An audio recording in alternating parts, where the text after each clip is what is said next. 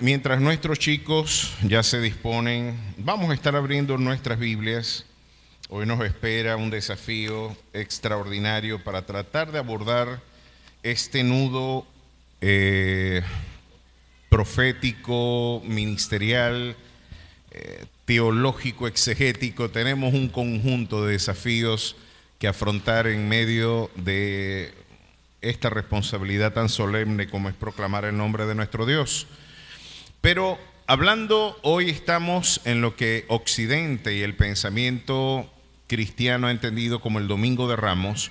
Vamos a tratar de tomarle el pulso a cuáles son las realidades espirituales, sociales, proféticas, consagradas en este nudo maravilloso de acontecimientos, en este entramado de circunstancias que le van a dar una comprensión muchísimo.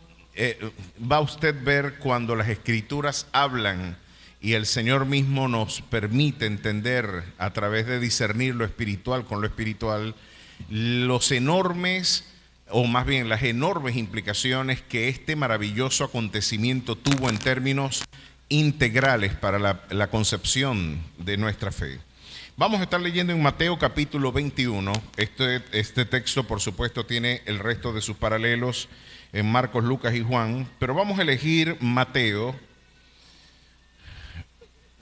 donde curiosamente Mateo, ustedes verán que uno de los grandes problemas de los evangelios sinópticos es la armonía de algunos relatos y algunos destellos y algunas características que algunos de los evangelios no tienen, lo que nos sugieren de que 4 perspectivas, o particularmente 3 de ellas, Mateo, Marcos y Lucas, tienen una perspectiva muy singular de los acontecimientos descritos en los evangelios. Lejos de ser contradictorios, son elementos complementarios, los que podemos nosotros consagrar en estas aparentes divergencias. Yo pienso que lo que están es enriqueciendo las perspectivas que otros omitieron. Sin embargo, vamos a ver, porque en Mateo, ustedes saben que el Evangelio de Mateo nos presenta a Jesús como rey, y por eso ustedes pueden ver que el énfasis del autor es presentarnos una genealogía al inicio del Evangelio de Mateo, donde se vincula a Jesús con su ascendencia real, con la historia y la línea genealógica de David. Luego Marcos nos lo va a presentar como siervo, Lucas lo presenta como hombre y Juan lo presenta como Dios. Hoy vamos a estar hablando del Jesús Rey, y por eso el relato de Mateo viene muy bien como perícopa para la exposición y relato de este acontecimiento. Dice así la palabra del Señor: cuando se acercaron a Jerusalén y vinieron a Betfagé, al monte de los olivos, Jesús envió 2 discípulos, diciéndoles: id a la aldea que está enfrente de vosotros, y luego hallaréis una asna atada y un pollino con ella, desatadla y traédmelos. Y si alguien os dijere algo, decid: el Señor los necesita, y luego los enviará. Todo esto aconteció para que se cumpliese lo dicho por el profeta cuando dijo: decid a la hija de Sión, he aquí tu rey viene a ti, manso y sentado sobre un asna, sobre un pollino, hijo de animal de carga. Y los discípulos fueron y hicieron como Jesús les mandó, y trajeron el asna y el pollino, y pusieron sobre ellos sus mantos, y él se sentó encima, y la multitud era muy numerosa, y la multitud, que era muy numerosa, tendía sus mantos en el camino, y otros cortaban ramas de los árboles y las tendían en el camino. Y la gente que iba delante y la que iba detrás aclamaba diciendo: Hosana, el hijo de David, bendito el que viene en el nombre del Señor, hosana en las alturas. Cuando entró él en Jerusalén, toda la ciudad se conmovió diciendo: ¿quién es este? Y la gente decía: este Jesús, el profeta de Nazaret de Galilea. Y entró Jesús en el templo de Dios y echó fuera a todos los que vendían y compraban en el templo, y volcó las mesas de los cambistas y las sillas de los que vendían palomas. El Señor bendiga su palabra en este día y hable a nuestras vidas. ¿Cuántos dicen amén? Dios y Padre Celestial, nuestra oración y ruego en este momento, Dios, es que tú nos bendigas en el ministerio de tu palabra, de que tú hables para edificación, exhortación y consolación de tu pueblo, de que podamos cada día más conocerte para amarte más, oh Dios. No se puede amar lo que uno no conoce, y queremos conocerte con el propósito de poder entenderte para amarte, oh Dios. Hoy rogamos, Dios maravilloso, de que tú nos permitas trazar bien tu palabra de verdad, y que esta palabra pueda, oh Dios, como bálsamo, traer refrigerio, consuelo, gozo y paz a aquellos que jadeantes de ti, oh Dios, hoy anhelan el concurso de tu presencia. Bendícenos en tu palabra, oh Dios, santifícanos en tu amor y llénanos con tu dulce presencia, Santo Espíritu de vida, en Cristo Jesús. Amén y amén. Es un relato, meditaba el día de ayer en este complejo entramado, hay tanto que decir sobre este evento, que yo decía, el gran desafío es cómo organizar y cómo presentar un evento de tanta importancia que muchos hemos quizás banalizado por no entender y comprender a plenitud el sentido profético de este momento. De alguna manera nos encontramos ante un episodio odiado por algunos, por supuesto subestimado o ignorado por otros, pero en justa perspectiva escatológica, profética y en lo que en términos de profecía bíblica refiere, estamos ante un evento excepcional que da razón de por qué a la comunidad escéptica y gran parte de los detractores de nuestra fe pueden hacer crujir los dientes ante un evento que vino a silenciar de manera incontrovertible la soberbia tanto de la academia, del mundo griego y del pensamiento académico universal en su ilusión de autonomía intelectual, así como también a la soberbia y a la arrogancia religiosa hebrea. Estamos ante un evento que vino a darle un giro totalmente y que vino a confirmar las más de 300 o 400 profecías que el antiguo pacto ya consagraba acerca del advenimiento del Mesías y que hasta el día de hoy siguen estando. Por algún motivo sobrenatural, todavía el pueblo de Israel mantiene en absoluta rechazo y en absoluta incredulidad gran parte de las verdades aquí consagradas. Vamos a ver, porque este es un relato interesantísimo. Si ustedes exploran un poquito la profecía bíblica, y nosotros nos preguntamos, quizás por el contexto que le correspondería vivir a Jesús, ustedes podrían acompañarme un momentito al capítulo 3 del libro de Lucas. En el Evangelio de Lucas nos vamos a conseguir con la descripción de un conjunto de eventos del contexto histórico en el que Jesús le correspondió iniciar su labor ministerial y el contexto en el que Juan el Bautista, para darle cumplimiento de que vendría un predecesor, en este caso del Maestro, nos encontramos ante un evento interesantísimo. La descripción de estos eventos, la interpretación de las figuras que estarían presentes dentro del escenario espiritual, histórico, social y político de la nación, nos dice mucho de los distintos arquetipos que nosotros también tendremos que afrontar en nuestro peregrinar espiritual. Los desafíos de este tiempo creo que tienen mucho que decirnos a la iglesia de hoy. Vamos a ver al mundo al que Jesús predicó, en el que Juan tuvo que iniciar el camino para la proclamación del Rey Mesías. Veamos cuáles eran las características de este mundo. Capítulo 3, verso 1 del Evangelio de Lucas dice así: en el año 15 del imperio de Tiberio César, siendo gobernador de Judea Poncio Pilatos, y Herodes, tetrarca de Galilea, y su hermano Felipe, tetrarca de Iturea y de la provincia de Tracónite, y Lisanias, tetrarca de Abilinia, y teniendo sumos sacerdotes Anás y Caifás, vino palabra de Dios a Juan, hijo de Zacarías, en el desierto.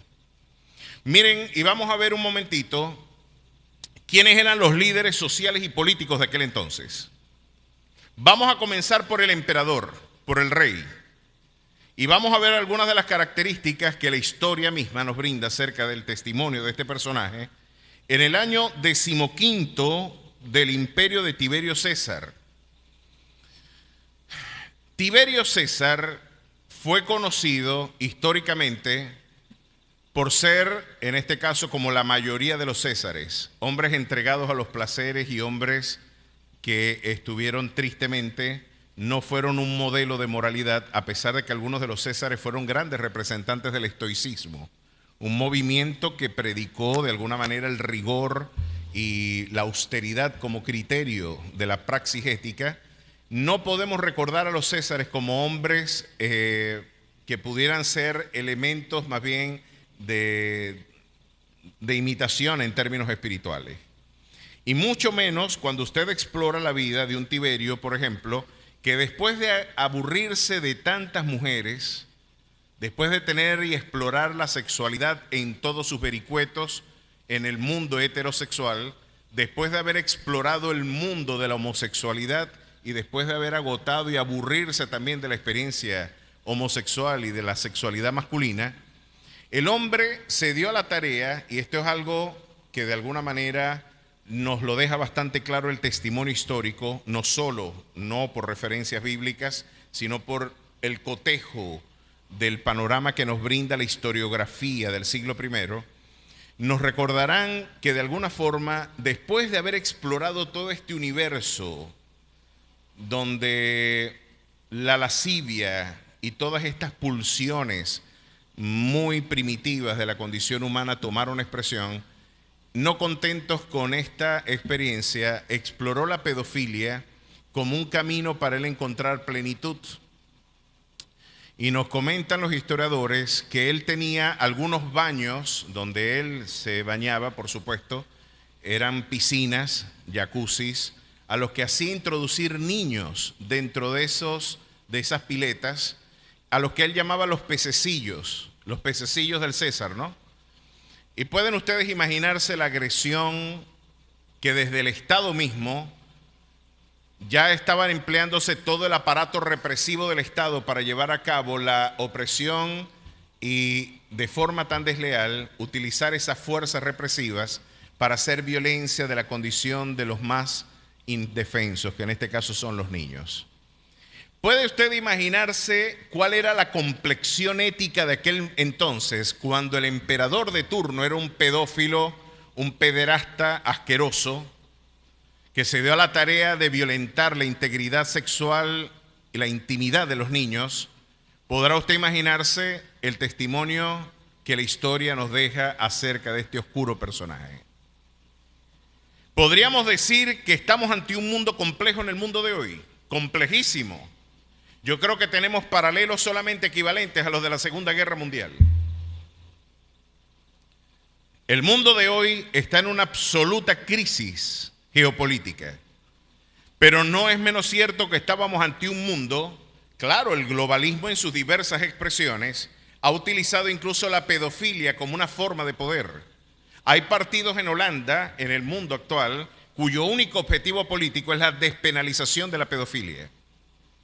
Y ya es por demás consabido de que hay poderosísimos lobbies en el orden económico y geopolítico supranacional que impulsan la pedofilia como actividad política legítima y como una actividad sexual legítima.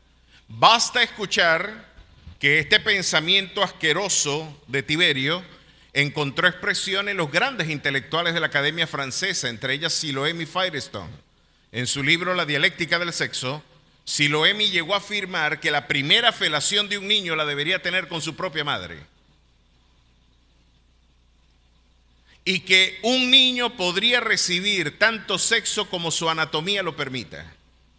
Algo que me da hasta vergüenza repetir desde este lugar, en un documento de la presunta academia de mayor esplendor de Occidente, se nos diga que estas sean las reflexiones de turno, ¿no?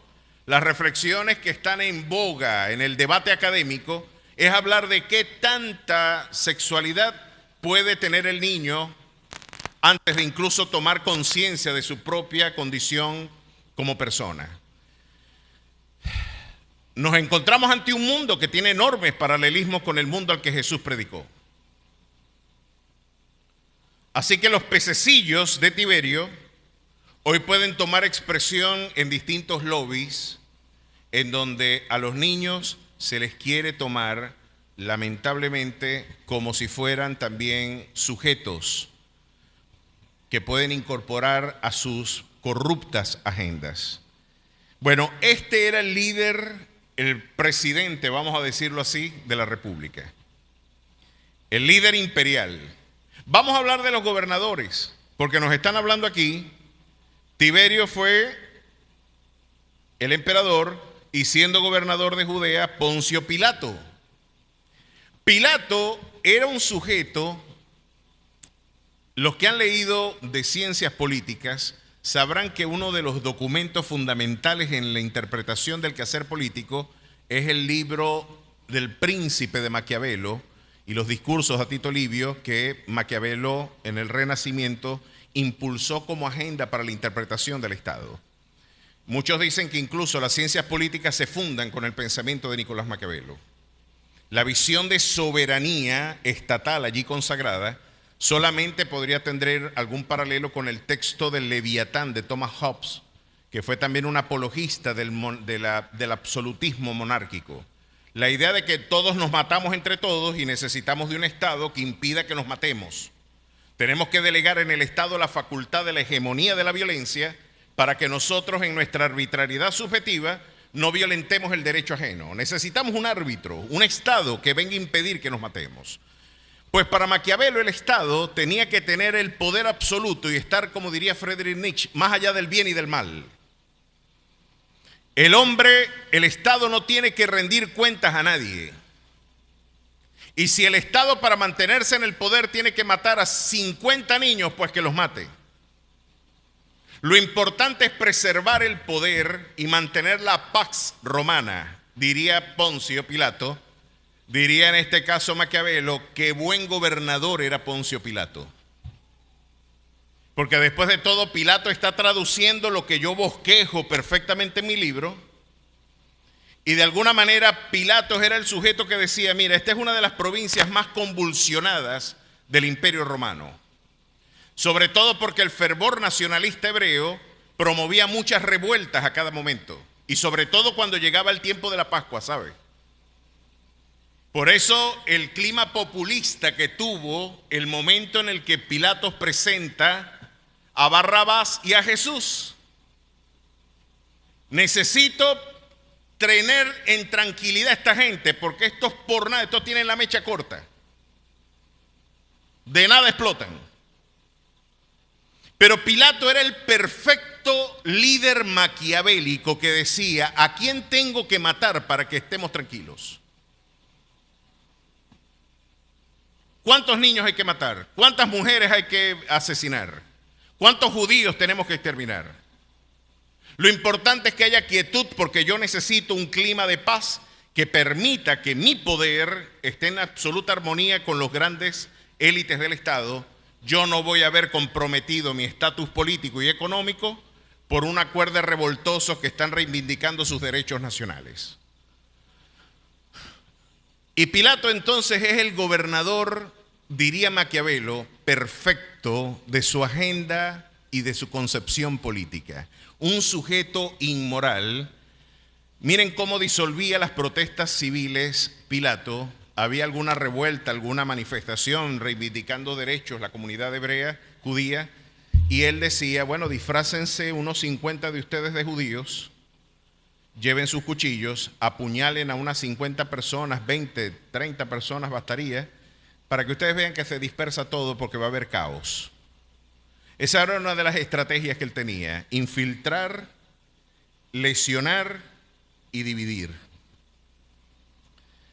Un perfecto líder maquiavélico como gobernador del Estado. Ahora vamos a hablar de los alcaldes.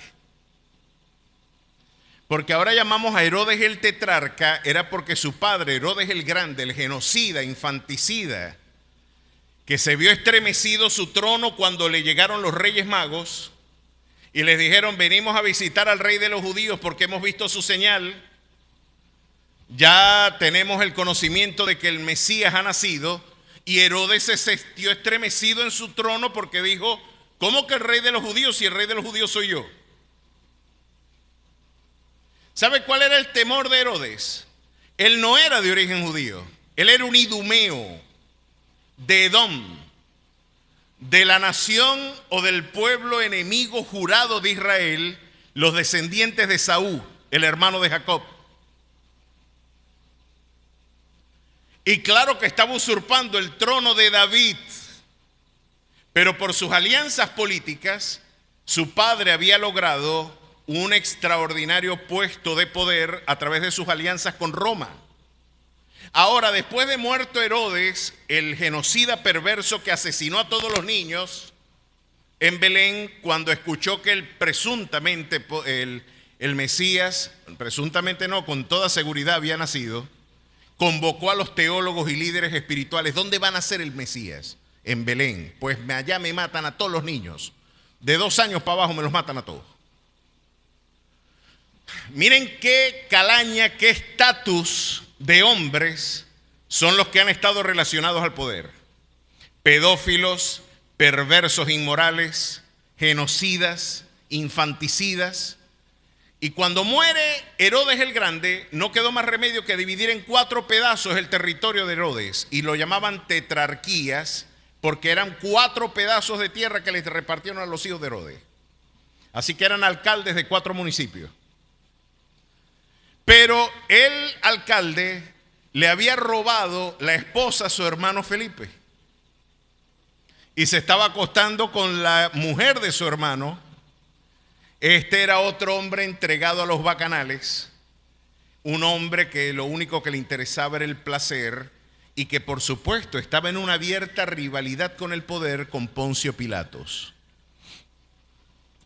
Había una competencia de poder para ver quién podía representar mejor los intereses de Roma.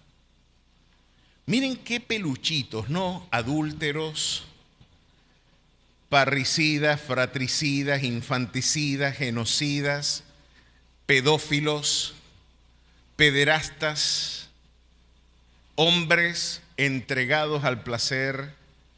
Y usted podría decir, oye, la iglesia por lo menos seguramente estaba bien. Si así eran los gobernantes, a lo mejor había un oasis en el templo. A lo mejor el templo estaba un poquito mejor. Pero entonces Lucas nos recuerda y nos dice, no, compadre, ¿sabes quiénes eran los que estaban al frente del templo? Anás y Caifás. Ya usted va a ver las implicaciones enormes que esto tuvo posteriormente cuando Jesús voltea las mesas del templo. Ya usted verá las implicaciones de esta corrupción. El problema es que esta gente estaba mercantilizando con la esperanza de la gente, así como el evangelio de la prosperidad hoy le dice a la gente que si usted trae $1,000, Dios le va a dar a usted 10,000. O si usted trae una buena ofrenda, Dios lo va a sanar de cáncer. No dudamos que Dios bendice y ama al dador alegre, no podemos dudarlo. De que Dios bendice al alma generosa, quizás usted se parece más a Dios cuando da que cuando recibe, sin duda. Pero ¿quién le dijo a usted que el calembe dinero nuestro puede manipular a Dios?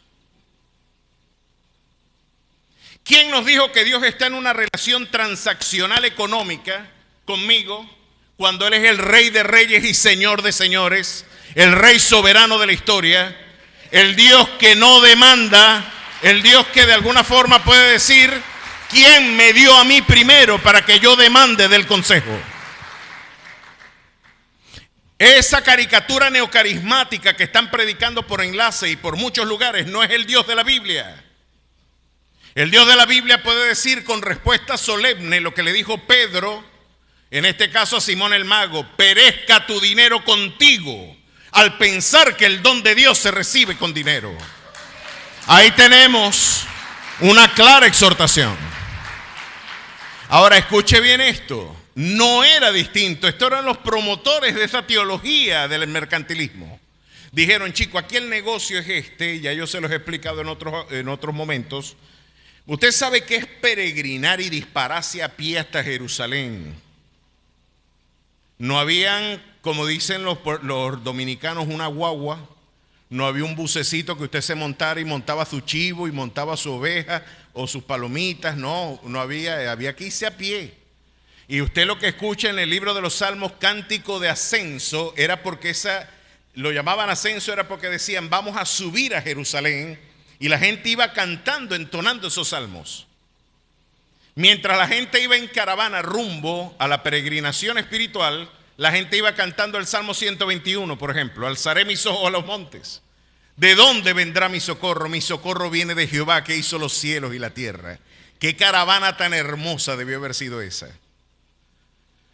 Pero iban con sus chivitos, y cuando llegaban allá, Anás y Caifás dijo, ve, el negocio es este, para ver ese calembe chivo. Calembe, pero si yo busqué el mejor, eso no sirve. ¿Cómo que no sirve?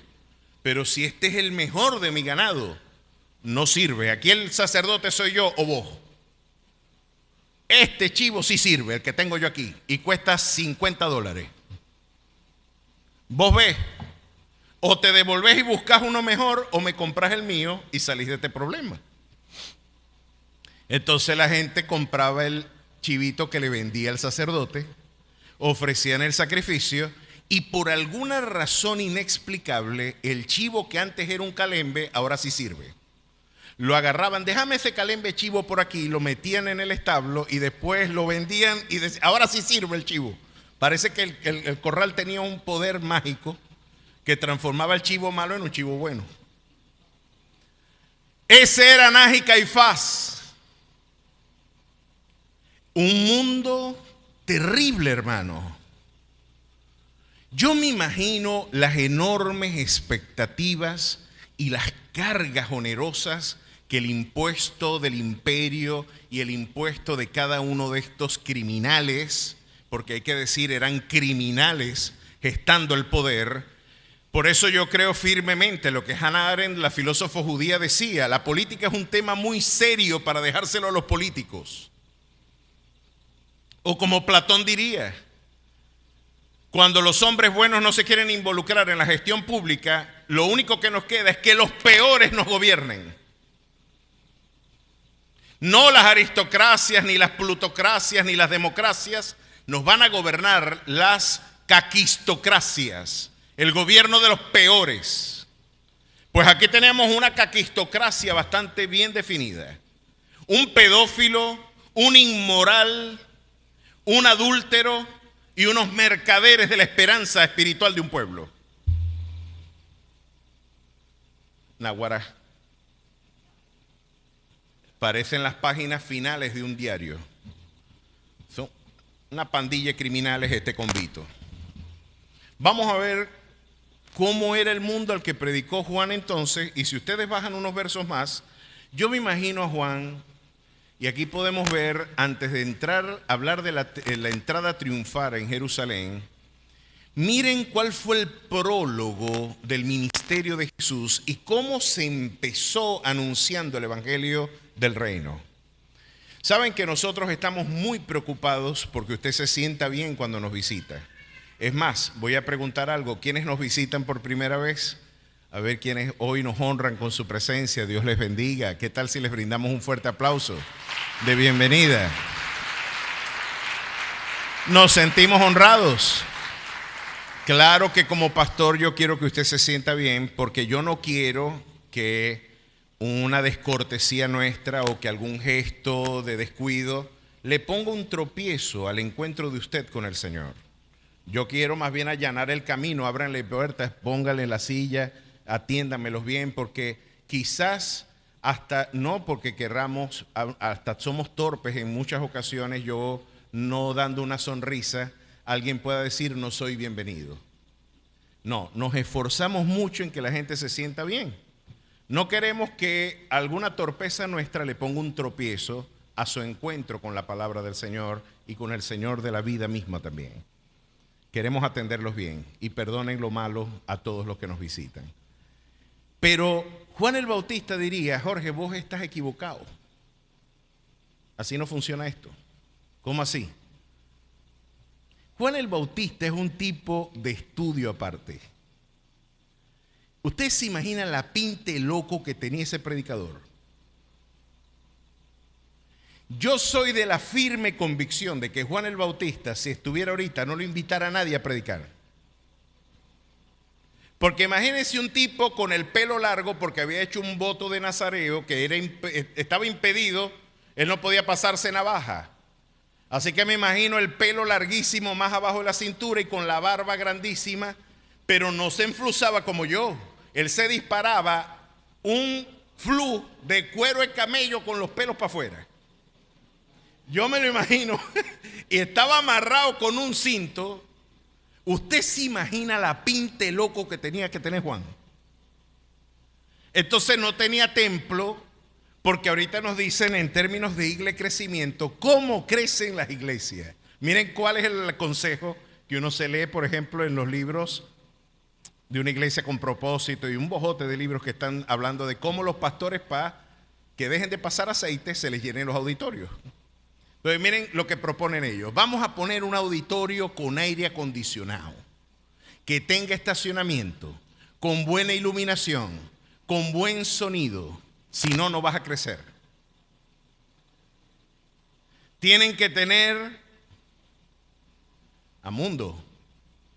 Cuando nosotros empezamos atrás, hermano, un anafre y alfa y omega era lo mismo.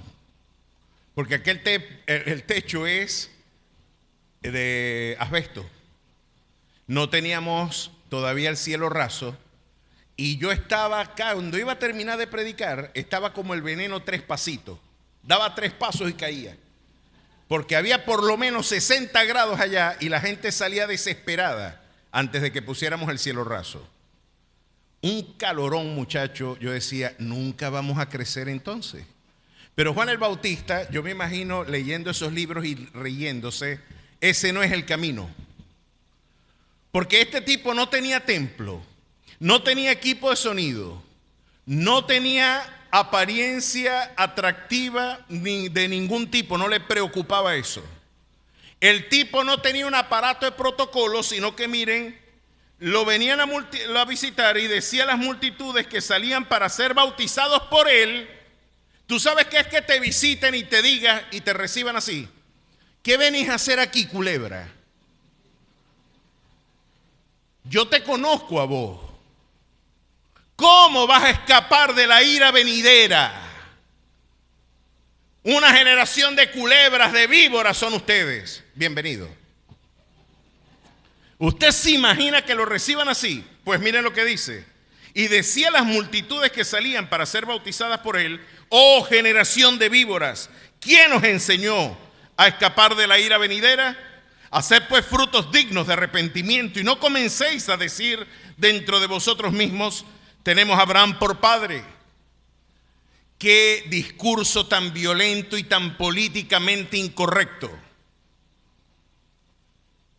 Qué disruptivo, qué iconoclástico, qué elemento tan poco agradable, chico, a lo que la generación de cristal jamás le daría un like a Juan el Bautista.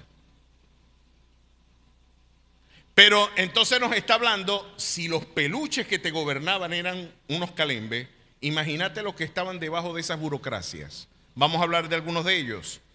Porque a Juan el Bautista, las antipatías que despertó, para que ustedes comprendan luego la entrada triunfal,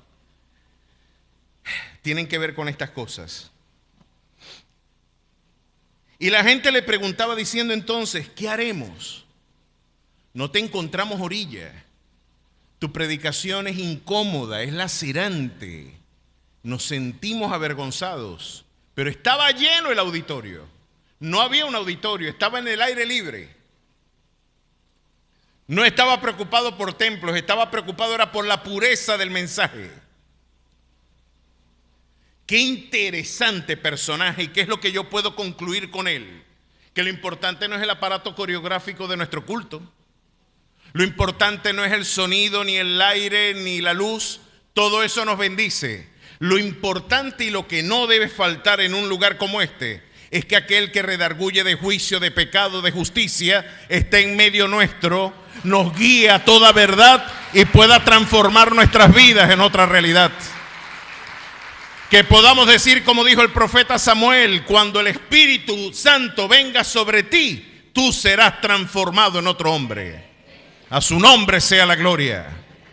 Puede usted ver que Juan el Bautista tenía claro por dónde pichar. Este iba por toda la calle del medio. Y viene y les dice, ¿qué haremos? El que tiene 2 túnicas, dé al que no tiene.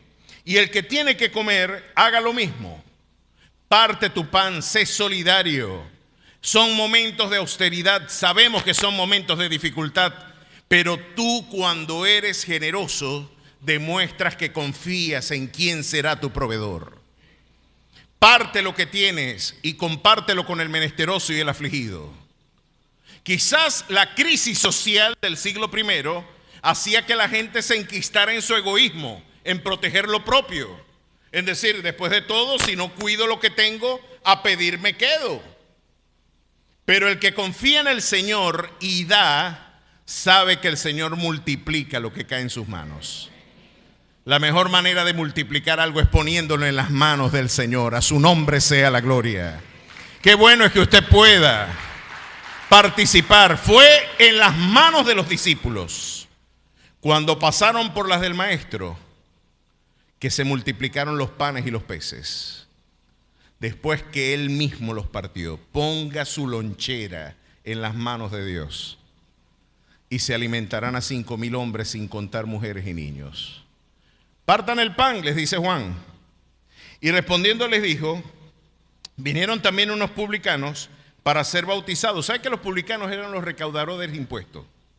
Pero eran los recaudadores de impuestos de aquel entonces, los que venían a cobrar lo propio a las cooperativas de pesca, de la que formaba parte Pedro, Juan, los Boanerges. Yo me imagino, ¿cuánto hay ahí? 100. ¿Cómo es eso? 30 para vos y 70 para mí. Esas eran las matemáticas. No ha cambiado eso, yo.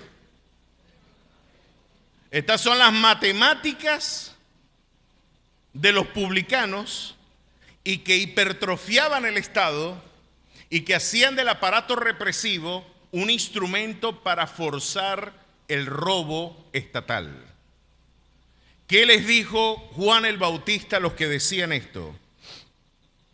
El que tiene, miren lo que dice. Y le dijo, no exijáis más de lo que os está ordenado. No cobren y no pidan debajo de la mesa algo distinto. El tema era que los publicanos tenían un negocio muy bueno y era que ellos financiaban las deudas de la gente. Supongamos que usted debía $100. El publicano te decía, ¿cuánto debéis? $100. Muy bien, yo te los presto. Pero ahora vos me debes a mí 150.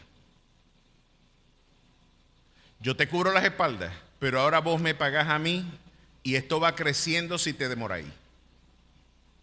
Y la gente tenía que vender hasta lo que no tenía para poderle pagar al publicano, que era un vendepatria que trabajaba para el imperio y que le robaba el dinero a sus propios familiares, porque este tipo quería más a los pobres que a la propia madre. Por eso Mateo no era bienvenido, como tampoco lo fue Zaqueo. Imagínense a alguien que se aprovecha de su escasez para sacarle provecho de su necesidad. Eso eran los publicanos. No hagas esto, no pidas más de lo que está ordenado. Pero también preguntaron unos soldados diciendo, ¿nosotros qué haremos? Los soldados, los que reprimían al pueblo, los que le dieron muerte a tantos judíos, que tratando de buscar independencia nacional, ahora le preguntan a Juan el Bautista, ¿qué haremos? Y él les dijo, no hagáis extorsión a nadie, ni calumniéis y contentaos con vuestro salario. Bueno, esto basta para que maten a Juan. Ustedes se imaginan que digan, no, hasta aquí yo le escucho al predicador ese. Él dice que me quede contento con mi salario. Imposible. Mejor me congrego en otra iglesia. Es un sermón indigesto, no lo puedo asumir. Ahora, cuando usted ve estos eventos, puede tener bien en claro el mundo al que predicó Jesús. Qué entramado tan complejo, cuántas expectativas mesiánicas. Yo me imagino cuando Jesús caminaba por esas calles y a gente con hambre, gente enferma, gente que estaba siendo oprimida por razones políticas, sociales y económicas, venía un Jesús y traían a todos los enfermos y los sanaba a todos. Usted se imagina la gente y la expectativa de la gente diciendo: este es el tipo que esperábamos. Fíjate que una vez estábamos 5,000 de nosotros, sin contar nuestras mujeres y nuestros niños. Había en términos conservadores algunas 15,000 personas. Y Jesús, conmovido por ellos, dijo: denle ustedes de comer. Y le dijo: ¿y de dónde vamos a sacar tanta comida? Y le dijo: ¿qué es lo que hay por ahí mal parado, chico? Aquí lo que hay es esto: una canastica con peces y panes, tráiganmela acá. Las pusieron en las manos del maestro y comieron esos 5,000 hombres con todas sus familias. Dirían: imagínate si le ponemos no un paquete de harina pan, sino que le ponemos la fábrica de la Polar en las manos a este hombre, muchacho. Imagínate si le ponemos el supermercado y el hombre empieza a gobernar. Si en lugar de ser un profeta, un predicador, le damos un cargo político. Imagínate el esplendor que tendría este hombre si ya no necesitamos producción alimentaria porque está garantizada en sus manos. No necesitaremos instrumentos para la salud pública porque no hay enfermo que no le traigan, que no lo sane. No vamos a necesitar ni siquiera funerarias, ni siquiera cementerios, porque hace unos días atrás había un hombre que estaba ya hediendo después de 4 días de muerto, y vino y con voz clara y mesiánica le dijo: el que cree en mí, aunque esté muerto, vivirá. Lázaro, levántate y anda. Y se levantó Lázaro de entre los muertos, y el pueblo estaba absolutamente fascinado con lo que estaban viendo. La actitud de Jesús frente a esta popularidad nos habla muchísimo también. Él le decía a la gente: no le digas a nadie lo que yo hice. Imagínense, pueblo chiquito, infierno grande. De hecho, los primeros que se enteraron de que Jesús había resucitado eran mujeres. Usted quiere que algo lo sepan, dígaselo a una mujer, rapidito se va a saber. Eso es teología feminista, ¿sabe? No es solamente... Jesús dijo: no, ya lo saben ellas, no te preocupes, lo va a saber todo el mundo. Ahora es interesante observar a un Jesús.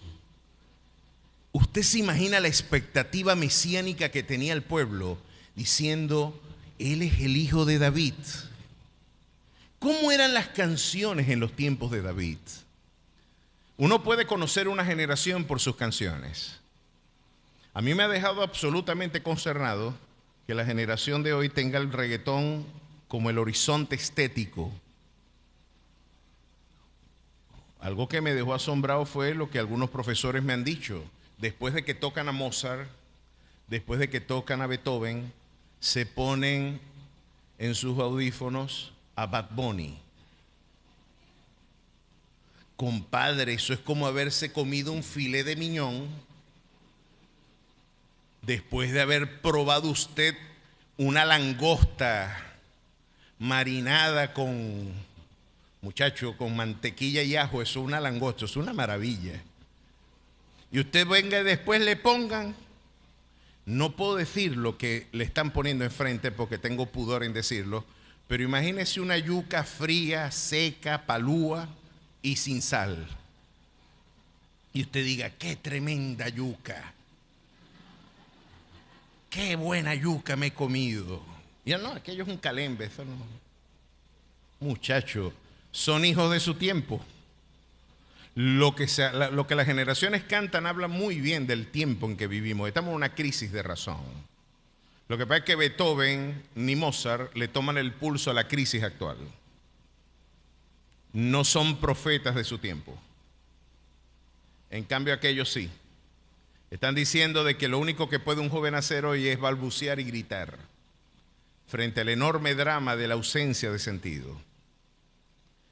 Pero en los tiempos de David se cantaba que Saúl había matado a sus 1000, pero David a sus 10,000. Y si usted imagínese cuál es el candidato presidencial perfecto.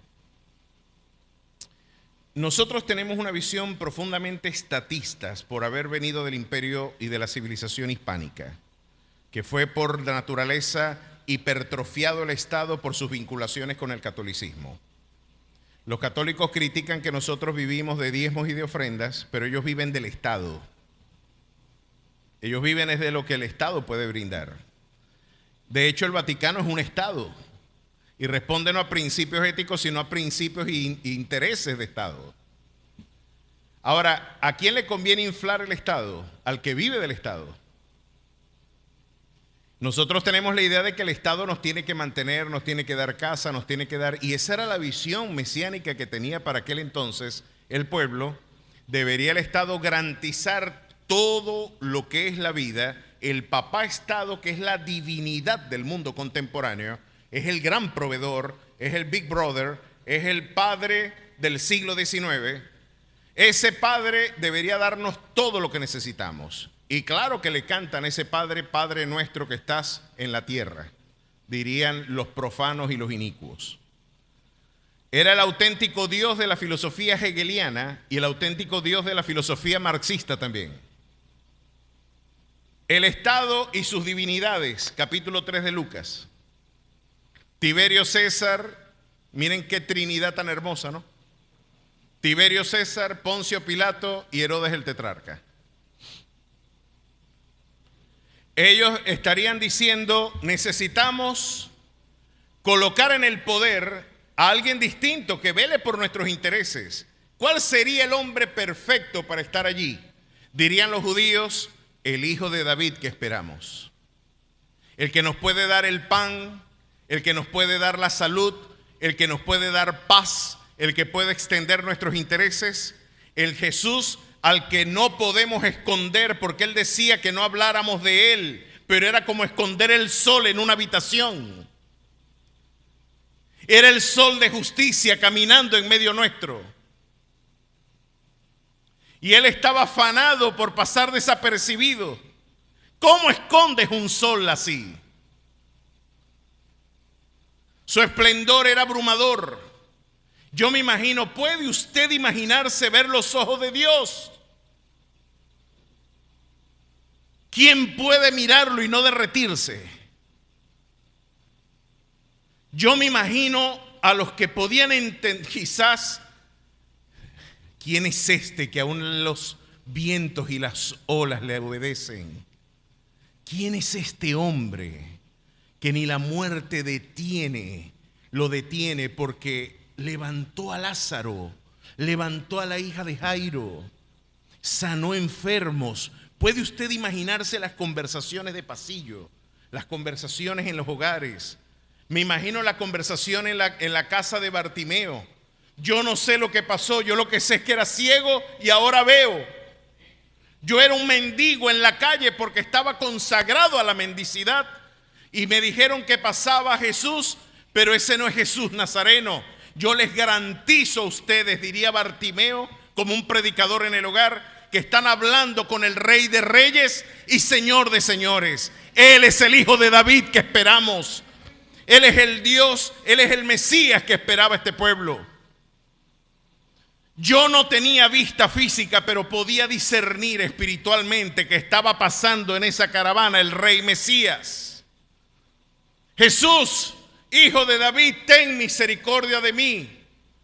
Y se paraba en el camino porque a Jesús siempre le han detenido los clamores de los menesterosos. El clamor del necesitado, el clamor del afligido, el clamor del que está quebrantado por diversas pruebas. Él es cercano a los quebrantados y contritos de espíritu, dice su palabra. Así que hay una sensibilidad, una debilidad propia en el corazón de Dios. Las lágrimas del dolor lo conmueven. Las lágrimas lo hacen detener en el camino. Y yo me imagino muchos de ellos diciendo, no se parece a nuestras autoridades. Este sí nos escucha. Él llora con nosotros. Él come con nosotros. Él dice que es necesario visitar a un calembe como yo, diría Zaqueo. ¿Sabes qué? Yo no me merezco ni siquiera de que Él me mire. Yo quería mirarlo sin que Él me viera. Me monté en un árbol para que yo verlo sin que Él me viera a mí. Quiero verlo porque me han dicho tantas cosas de Él que necesito por lo menos ver mi pequeñez física. También es pequeñez moral. Yo he violentado a este pueblo. Yo no soy digno ni de saludarlo. Yo he hecho agresión a mis propias familias, a mi propio pueblo. He robado a mi nación. Yo quiero verlo sin que Él me mire. Me da vergüenza que me vea. Y Jesús lo primero que hizo fue mirar para arriba del sicomoro y le dijo: Zaqueo, es necesario que hoy yo pose en tu casa. Porque Él se para junto al humilde Bartimeo, pero también ante el rico necesitado Zaqueo. No hay acepción de personas para este Dios. Un Dios que sigue diciendo al mundo de hoy: venid a mí los que estéis trabajados y cargados, que yo os haré descansar, dice el Señor. A su nombre sea la gloria. Miren cuánto, si nosotros viéndolo desde acá, imagínense palpar todas estas realidades que Juan dice que si se escribieran todas, no cabrían en todos los libros del mundo. Un hipérbole sin duda, pero que habla de tantas cosas que no se mencionaron quizás, tantos detalles, cuántos aspectos de su cotidianidad. Si a mí me preguntan, a mí me encantaría ver a Jesús cómo comía. Y yo pudiera estar desde, y cómo estaba, y qué hacía allí el Señor, cómo comía, echaba chistes, era alegre, era afectuoso. Todo eso lo podemos inferir por lo que estas preciosas líneas nos dicen. Pero yo me imagino que ahora, llegando a Jerusalén, se encuentra el rey Mesías. Estamos ante un episodio, hermanos, impresionante en términos proféticos. 400 profecías se estaban cumpliendo. Usted puede ver textos paralelos que dicen: van a ser en Belén, de la tribu de Judá, del linaje de David. Van a ser en estas circunstancias. Van a ser de una virgen. Va a entrar en un pollino a Jerusalén, decía Zacarías. En contraste a la visión imperial que se tenía en aquel entonces de que los reyes tenían que entrar en caballos regios, Él entró en un pollino, en un burro, desafiando los valores y la semiótica del poder mismo. Pero lo más sorprendente, y por esto este libro hace crujir los dientes, el libro del profeta Daniel, si usted me acompaña al capítulo 9, nos dice cuándo iba a llegar el Mesías. ¿Sabía usted eso?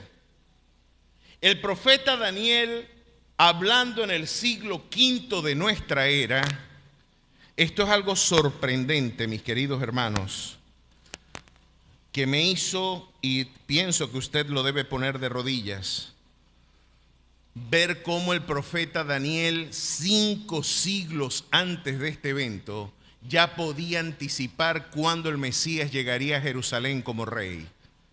Esto es algo que debería despertar nuestra mayor admiración. Miren lo que de alguna manera nos dice aquí.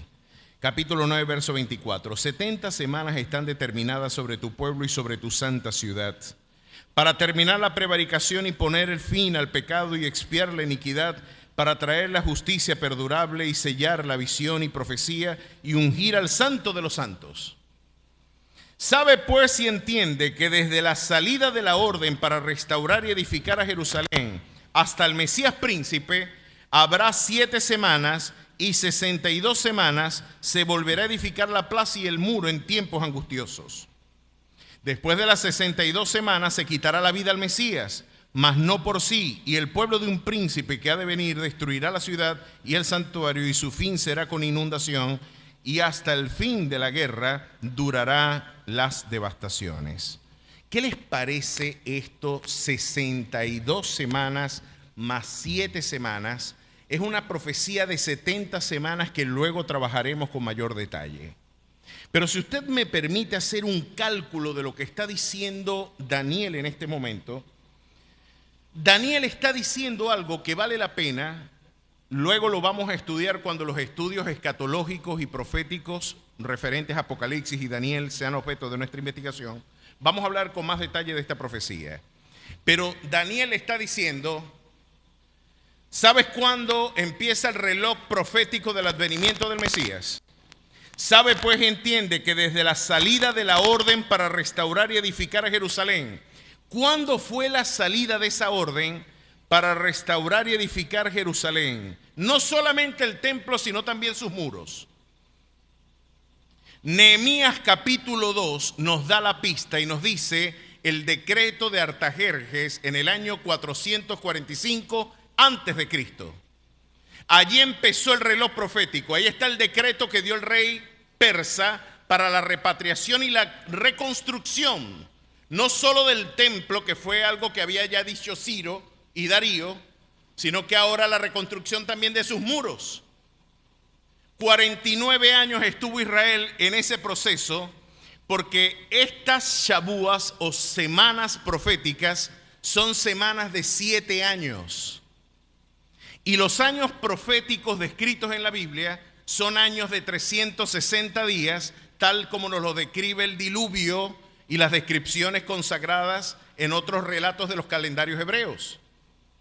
Son semanas de 7 años, 69 semanas van a hacer falta para que el Mesías arribe a Jerusalén. Y cuando usted saca la cuenta, mi querido hermano, el punto de partida del decreto para reconstruir a Jerusalén se dio en Nehemías capítulo 2, verso 1 al 8, año 445 a.C.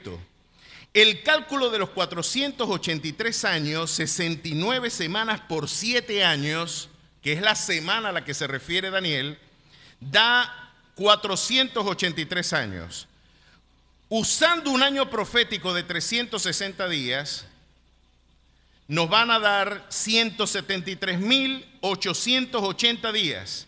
Convertidos al calendario gregoriano, 365.25 días, serían 476 años.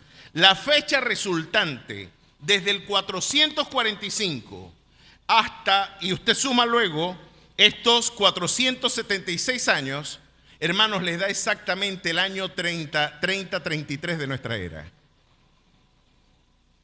Sir Arthur Anderson decía que cuando usted estudia el rigor de la profecía de Daniel, usted podía estar esperando con un reloj a que el Mesías llegara a Jerusalén, porque ya él había anticipado clara y taxativamente su advenimiento. Hermano, por eso el libro de Daniel lo odian tanto, porque nadie puede negar esto. Las semanas Shabuas, que eran semanas de 7 años, los 360 años, usted le resta, incluso suma los años bisiestos y le da exactamente el año en el que Jesús arribó a Jerusalén en el siglo I, año 33 de nuestra era. Y en ese nudo profético sorprendente que nadie podía negar, lo dijo Daniel y se está cumpliendo. Llegó el Rey de Gloria a Jerusalén. Pero vino con una actitud muy distinta. Vamos, que voy a ir a Jerusalén a que me maten, a ser escupido, a ser asesinado, y después de eso resucitaré. Capítulo 18 de Lucas. Y la gente decía, pero esto no lo entiendo. Si él va a Jerusalén, es para tomar el poder. Nosotros nos estamos peleando aquí quién de nosotros es el mayor, porque cuando él sea el gobernante, yo voy a ser el presidente del partido, este va a ser el ministro de justicia, este va a ser el ministro de defensa, y nos vamos a repartir aquí el coroto. Por eso nosotros estamos discutiendo quién es el mayor. Y Jesús le dijo, no, el mayor de ustedes es el menor, el que sirve. Estamos en una batalla espiritual que tendrá luego implicaciones culturales poderosísimas. Se vence muriendo. Se hace grande haciéndose pequeño.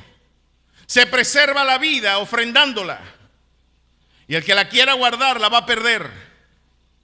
Yo voy a Jerusalén a que me maten, pero voy a resucitar. Y la Escritura dice que nadie entendía lo que él decía. Pero lo interesante es que la caravana no se detuvo. Y antes de entrar a Jerusalén vemos a gente que no entendían lo que él estaba haciendo, pero decidieron seguirle.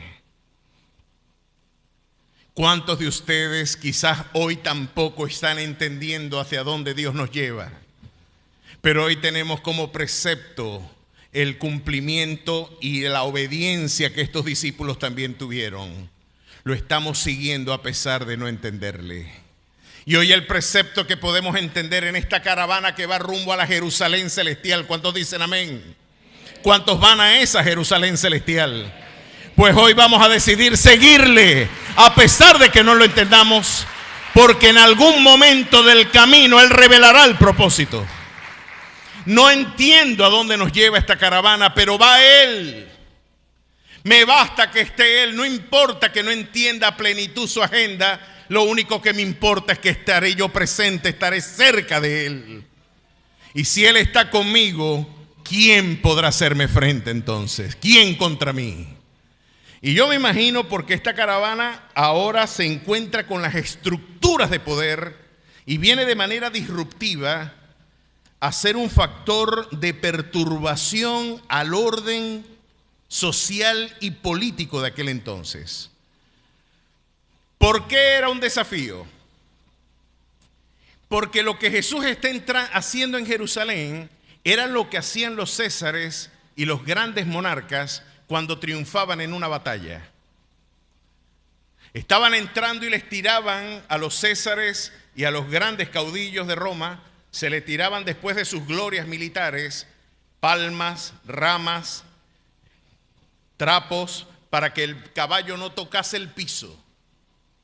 Estamos ante un sujeto al que merece la gloria. Y el pueblo cuando cantaba Hosana estaba diciendo sálvanos. Pero ellos tenían la expectativa de que vendría un poderoso líder militar regio a transformar las estructuras de poder romana y a devolverle la dignidad nacional a un pueblo oprimido por la opresión, por supuesto, por la bota imperial europea o romana en este caso.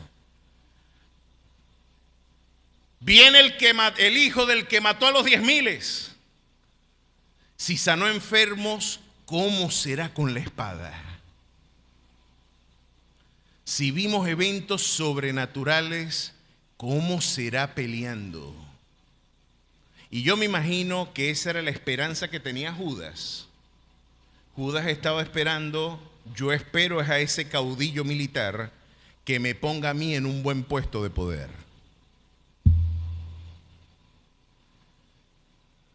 ¿Cuántos han utilizado el cristianismo con el mismo propósito? ¿Cuántos han mirado a Jesús como un caudillo para sus intereses políticos y económicos? Pero Jesús, nos dice la Escritura, se montó no en un caballo, sino en un pollino, que es un tipo de humildad, y nos enseñó a vencer cómo debemos vencer en el mundo. Y Jesús nos enseña cómo debemos vencer en nuestras entradas triunfales y nuestras victorias. Nosotros debemos seguir el camino de Jesús. Haya pues en vosotros este sentir que hubo en Cristo Jesús, el cual siendo en forma de Dios, no estimó el ser igual a Dios como cosa que aferrarse, sino que se despojó a sí mismo.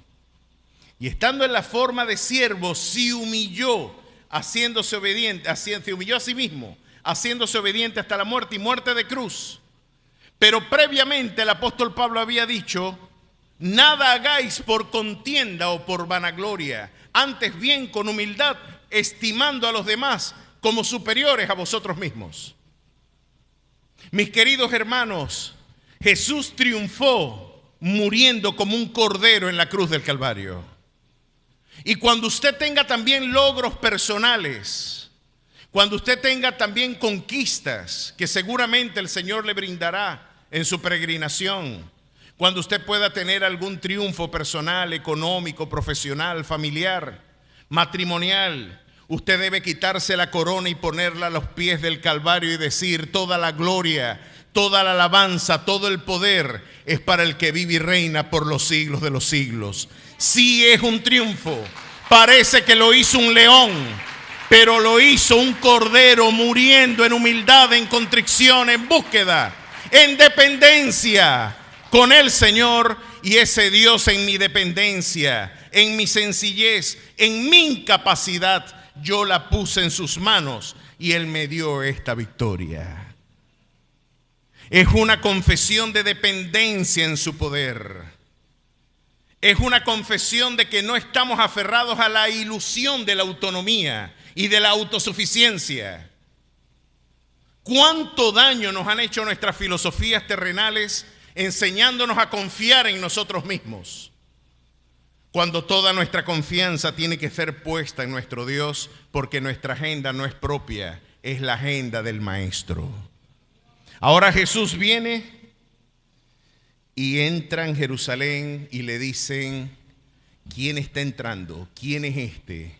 Todavía no lo entendían. Y la gente decía: este Jesús, el profeta de Nazaret de Galilea. No sabéis quién es Jesús. Es verdad que Él es profeta de Galilea, pero Él no es solo eso.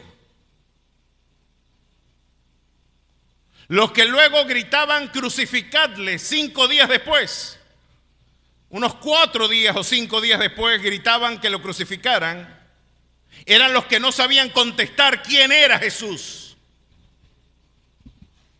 Eran los que tenían expectativas terrenales. Eran los que estaban esperando un cambio político, administrativo, económico. Aquellos que creen que todo se va a acomodar con un cambio de gobierno. Aquellos que creen que se va a acomodar todo con un discurso ideológico distinto. Aquellos que creen que hay cambios sustituyendo rostros en el poder. Jesús les dijo: hay una tarea mucho más profunda que un cambio político.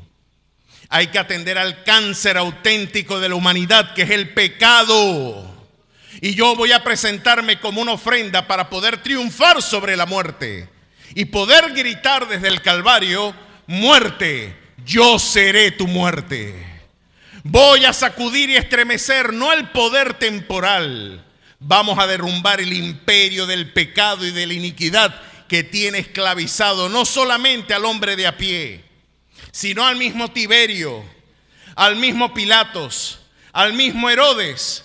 A esos que me darán muerte, yo intercederé por ellos y diré: perdónalos, Padre, porque no saben lo que han hecho. Voy a aniquilar el imperio auténtico que les oprime, que no es el político. Esa es una expresión del imperio auténtico que tras bastidores gobierna la historia. El imperio que vengo a derrotar es el imperio de Satanás y su muerte, y vengo a triunfar sobre ellos. Y voy a resucitar al tercer día, y voy a ponerles a ustedes como cabeza y no cola, y les voy a dar promesas inmarcesibles, eternales, y les prometo que donde yo estoy también voy a ser morada para ustedes. Si ustedes están conmigo, están condenados a vencer. A su nombre sea la gloria. Están condenados a vencer, pero vas a tener que ir a la cruz. Vas a tener que morir a ti mismo. Vas a tener que acompañarme también, tomar tu cruz y seguirme. No hay un camino distinto. Aquí la autosuficiencia no es el criterio. Aquí no es la violencia ni el poder político ni militar. Serás más fuerte tú cuando puedas gobernar tus pasiones y tus deseos que el que conquista una ciudad. Te voy a dar de mi espíritu y vas a poder recibir poder para poderme ser testigo, porque el auténtico reino que yo represento no es de este mundo. Tienes que anunciarme a tiempo y fuera de tiempo. Ese Cristo Rey de gloria llegó. Yo me imagino la expectativa que se tenía. No sabían quién era Él, no sabían cuál era su agenda, no podían entender lo que Él había logrado o lo que estaba por hacer. No podían contestar quién era Él, sino solamente un profetica más de Galilea, de los mal hablados galileos, es decir, casi como los maracuchos, pues. Tenían un acento gutural que era distintivo de las grandes élites de Jerusalén. Los de Jerusalén hablarían así, más o menos. ¿Cómo estás tú, Wally? Los de Galilea, ¿qué fue, mijo? ¿Cómo está ahí? Eran los mal hablados, los galileos. Un profeta galileo no tiene tanto esplendor. Ellos no sabían que el alfa y la omega, que el principio y el fin de la historia estaba caminando, estaba en una procesión de humildad, dando una cátedra de humillación a la historia. Y diciendo, ustedes llegan en caballos imperiales, así no se vence al imperio que los oprime a ustedes. Todos estos caudillos ofertan caminos de redención. Todos dicen que con ellos van a comer mejor, van a vivir mejor, van a tener esplendor. Yo soy el representante de tus intereses. Ellos creen que están apuntando realmente al auténtico horizonte de la redención. Fuera de mí nada van a poder hacer. Y el único camino que puede realmente redimir la condición humana es el que yo estoy abriendo y voy a pagar a precio de sangre en la cruz. Qué maravillosa agenda, pero ahora nos encontramos con un Jesús igual que Juan el Bautista, entrando en la capital espiritual del mundo, en Jerusalén.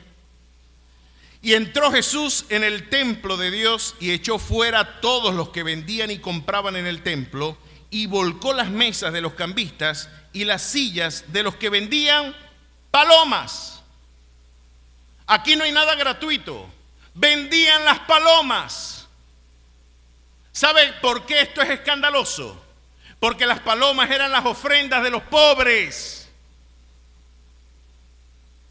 Las palomas era lo que podía ofrecer el que no tenía nada que ofrecer. Y se las vendían.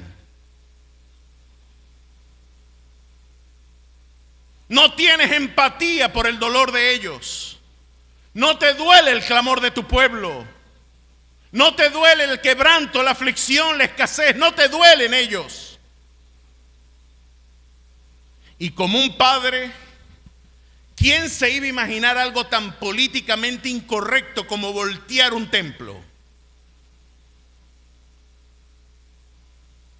Me imagino que le pasó a Jesús algo parecido a lo que aquí en Primera de Samuel se nos describe. Ayer lo leíamos en el devocional y le decía yo a Sofía, oye, hay momentos donde lo más espiritual es ponerse bravo. Lo más espiritual es ponerse bravo.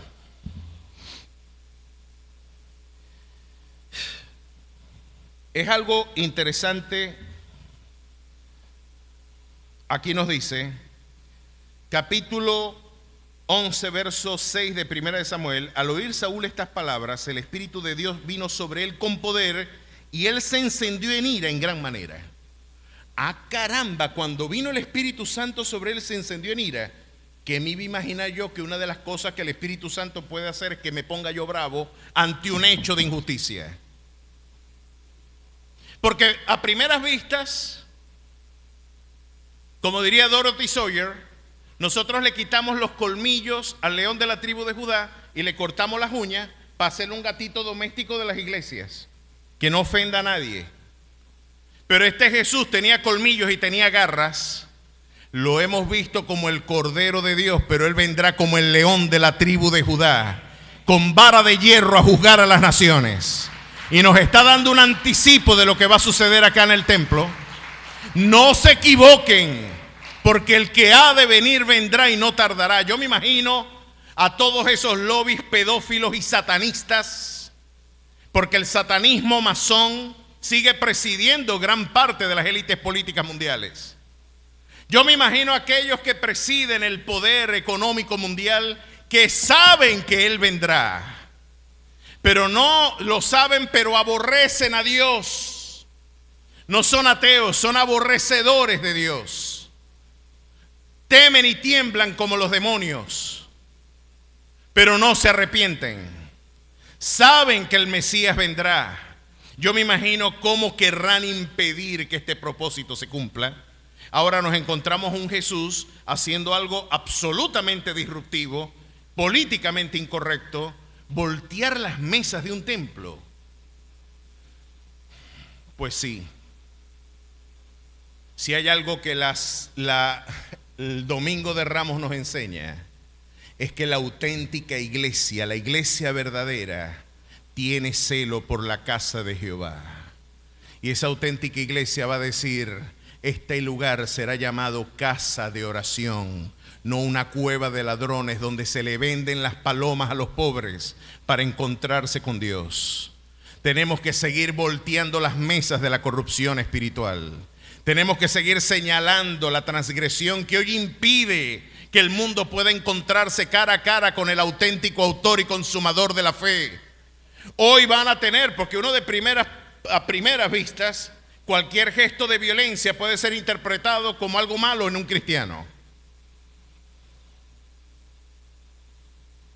Alguien podría decir: pero ¿qué está mal lo que hizo Jesús? No está mal. Hay momentos donde la ira es lo que Dios espera de nosotros. Y justamente lo que Dios espera un Domingo de Ramos es que hagamos de este lugar y de todos los lugares donde es invocado su nombre un lugar donde se proclame su justicia, donde no se venda lo que de gracia hemos recibido. A su nombre sea la gloria.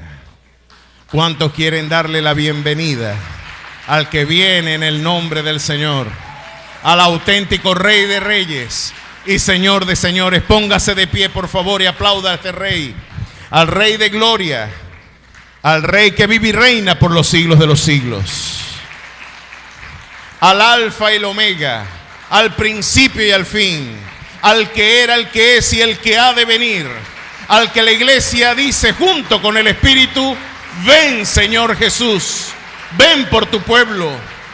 Anhelamos poder ser arrebatados y en un abrir y cerrar de ojos ser transformados, porque ese Rey de Gloria volverá. Hoy pudimos ver su ingreso a Jerusalén. Tenemos que ser fieles a su agenda, a su mensaje, a su proclamación.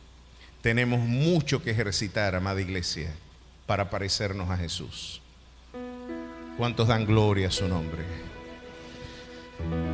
¿Cuántos piensan de que el Domingo de Ramos es poner solamente un pedacito de rama en una ventana? Miren todo lo que hay que hacer. Miren a quién hay que decirle algunas cosas. Miren cómo debemos peregrinar humillándonos, cómo debemos seguirle sin entenderle, cómo debemos entender que nuestros triunfos vienen y tienen como antecedente nuestra humillación y nuestra dependencia en Él. Cuánto hay que aprender de que el Domingo de Ramos nos está recordando de que la esperanza nunca será terrenal. Maldito el hombre que confía en el hombre. Maldito el hombre que pone su esperanza en el brazo del hombre. No es en la carne donde está nuestra esperanza. Venezuela necesita escuchar esto. Venezuela necesita que en cada hogar de nuestra nación no solo pongamos una ramita en nuestro frente, podamos decirle: Hosana. Podamos decirle: sálvanos, tú eres nuestro Redentor. Tú eres el que muda los tiempos y cambia las edades, el que quita reyes y pone reyes, el que es el alfa y el que es omega de la historia. El Rey soberano eres tú. En ti sí esperamos. Nuestro adúltero corazón necesita refugiarse en el auténtico autor y consumador de nuestra esperanza. ¿Cuántos quieren conocerle? ¿Cuántos quieren decir: yo quiero montarme en esa caravana? Yo también quiero seguirle, no en caballos de esplendor. Como diría Edwin Chillito, todos los reyes llegaron montados en caballos blancos, en caballos regios. Todos llegaron con pompa y con gloria al poder, pero tú llegaste tambaleándote en un pollino. Llegaste tambaleándote en un pollino, pero a mis heridas, solamente tus heridas pueden hablarme, porque tú eres el único Dios con cicatrices que yo conozco. Eres el único Dios que tiene cicatrices, el que vino a hacerse ofrenda para mi redención. Es inmoral no amar a Dios. Es inmoral no servirle. Y yo quiero acompañarte, si tú me lo permites, a dirigir esta oración. Cierra tus ojos, inclina tu rostro, y allí donde tú te encuentras, si quieres hablar con Él y decirle: yo quiero seguirte, repite conmigo esta sencilla oración. Señor Jesús, he oído tu palabra. En respuesta a ella, yo me acerco a ti. Perdona mis pecados. Escribe mi nombre, Jesús, en el libro de la vida. Séllame, bautízame con tu Santo Espíritu. Haz de mí una nueva criatura. Hoy yo quiero conocerte. En Cristo Jesús. Amén y amén. ¿Hay alguien que por primera vez haya hecho esta oración conmigo en este día? Levante su mano en alto, si le parece bien. Dios bendiga a la señorita. ¿Alguien más? Dios bendiga a la señorita. ¿Alguien más? Por allá, Dios bendiga. Dios bendiga allá también. Estoy corto de vista, discúlpenme. A ver si alguien más veo por acá. ¿Qué les parece si todos los que levantaron sus manos me dan el privilegio de poderles conocer y de poder estrechar su mano mientras la iglesia con un fuerte aplauso les anima a pasar a este lugar? Vamos a orar por ellos. Acompáñenles y ayúdenles a llegar hasta este lugar. Qué bendición es poder conocer al Maestro. Qué bendición es poderle conocer. Vamos a brindarles un aplauso nuevamente. Dios les bendiga. Bienvenida. Dios te bendiga. Dios te bendiga. Dios te bendiga. Dios bendiga a la señorita también. Dios te guarde. Qué placer conocerles. Qué bendición poderles tener esta mañana.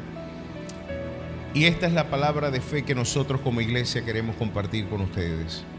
Y lo decía el apóstol Pablo a la iglesia de Roma de la siguiente manera: si tu boca confesare que Jesús es el Señor, si en tu corazón tú crees que Dios le levantó de entre los muertos, tú serás salvo. Yo les pregunto a ustedes hoy públicamente, ¿hoy pudieron ver a ese Jesús como Rey y Señor de sus vidas? ¿Hoy pueden decir que Dios le levantó de entre los muertos? ¿Pueden creerlo? Hoy públicamente, todos los que estamos aquí, eso lo creemos. Pues la palabra del Señor nos enseña que si ese Jesús es Señor de tu vida, tú serás salvo. Hoy necesitamos que más que una experiencia social, esto se convierta en una auténtica transformación de vida. Vamos a orar por ellos. Vamos a orar para que esta proclamación que sus labios ha hecho no sea un mero ejercicio litúrgico, sino una auténtica experiencia de transformación para sus vidas. Vamos a orar. Ponga su mano hacia este lugar y ayúdeme a clamar por la vida de estas maravillosas personas. Dios bendiga a Freddy. Vamos a darle un aplauso a nuestro querido amigo y hermano. Dios te bendiga, Freddy.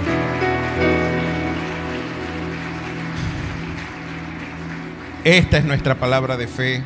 Vamos a creerla. Ya tú también escuchaste, Freddy. Vamos a orar por ti y vamos a orar por estas preciosas almas. Dios y Padre Celestial, estamos delante de tu maravillosa, sublime, excelsa presencia. Esta es la obra maravillosa, oh Dios, el milagro más sublime que nuestros ojos pueden ver, que es ver una vida transformada por el poder de tu Santo Espíritu.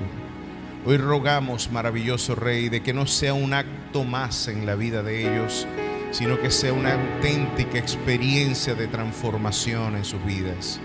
Así como pudiste, oh Dios, con tu poder levantar a Jesús de entre los muertos, tú también podrás darle un nuevo comienzo a cada vida aquí representada, Señor.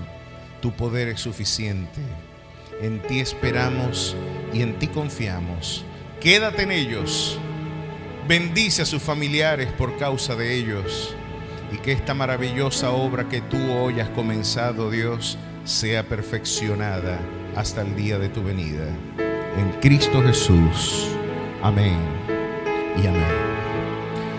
Brinda el mejor de sus aplausos, porque hay fiesta en los cielos. Alabado sea su nombre.